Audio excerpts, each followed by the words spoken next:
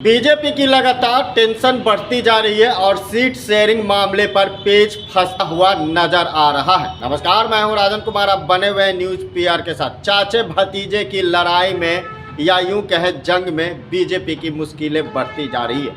तो वहीं जदयू ने भी एक बड़ा झटका दिया है। जदयू की तरफ से साफ कह दिया गया है कि जो सिटिंग सीट है यानी जो जीती हुई सीट है वो छोड़ना नहीं चाहती है। बीजेपी अपना 17 सीट जो है सिटिंग सीट है उसे भी छोड़ना नहीं चाहती। अब समझिए बात को, बिहार से लेकर दिल्ली तक राजनीतिक पारा गर्म हो चुका है। बड़े बड़े लीडर पटना से दिल्ली, दिल्ली से पटना दौड़ रहे हैं। चाचे भतीजे को मनाने की कोशिश की जा रही है, लेकिन सारी प्रयासों पर पानी फिरता हुआ नजर आ रहा है और चाचे भतीजे की जंग में बीजेपी की टेंशन बढ़ती जा रही है।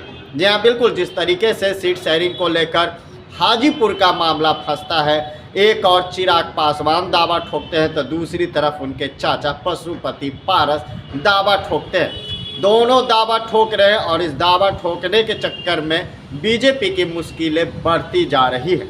अब देखना होगा कि किस तरीके से चाचे भतीजे की जो जंग है बीजेपी किस तरह सुलह करवाती है। जिस तरीके से चिराग पासवान 6 सांसदों के साथ जीते थे, उसके बाद पार्टी टूटा। चिराग का साथ छोड़कर सभी चले गए पशु पारस गुट में।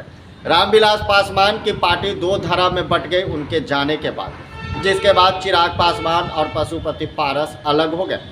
अब यही मुश्किलें अब बीजेपी को टेंशन दे रही है और बीजेपी काफ़ी टेंशन में कि आखिर सीट शेयरिंग किस तरीके से किया जाए।